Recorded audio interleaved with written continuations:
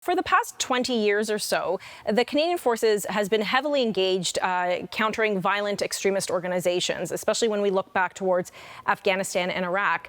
However, we're seeing a resurgence on the strategic competition between states, which seems to be unfolding, and sometimes even coordinated activities across the sphere. There are many priorities among our allies, and that's clear, but we see that they're transitioning away from counter-violent extremist activities and more towards greater power competition, for example, with Russia and China. So with that being said, what are the implications for the Canadian Armed Forces? Yeah, I think it's a really good example of the continuous evolution of warfare and war fighting, and how you would expect and want your armed forces to be agile in terms of not only reacting to what's happening at a particular moment in time, but also being able to predict to some degree where the trends are going.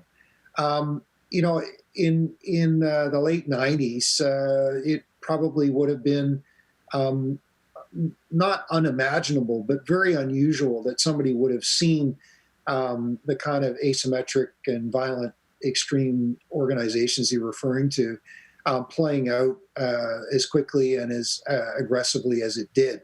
And I think it speaks to the agility of the organization that you can then kind of reset yourself and focus on that. But what's important to understand, and I think your viewers, if they don't understand this, and perhaps I can help them, is that it's not an all or nothing effort.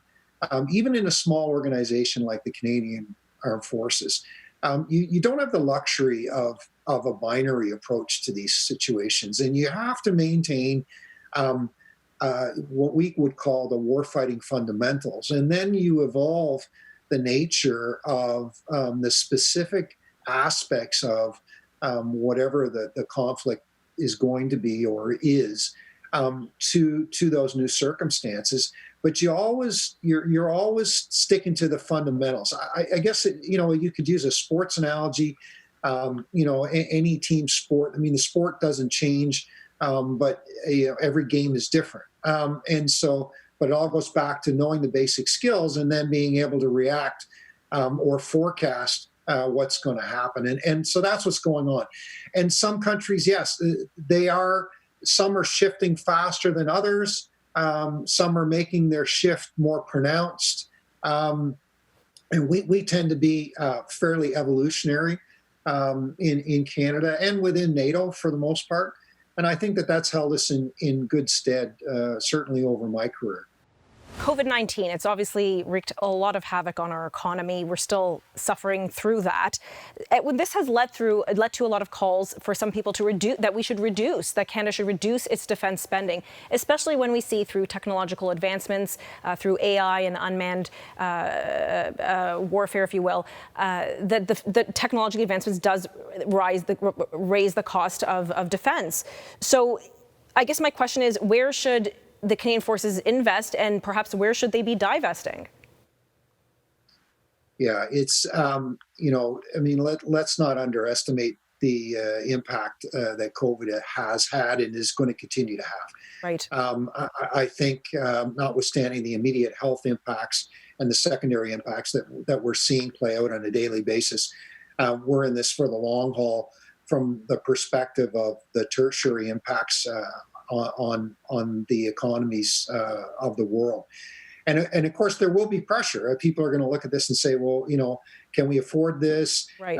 People who are already predisposed to not like defense spending in the first place will use this as a reason to argue for reducing defense spending. Your question touched on the issue of technology, the increasing expense of technology, and where should we or shouldn't we? I mean, the bottom line is, I look at this and say, the world is more troubling now than it was a year ago, and than it was 10 years ago. And there are a whole bunch of organizations, both state and non-state, who are either actively exploiting the situation now or are looking to exploit the situation going forward.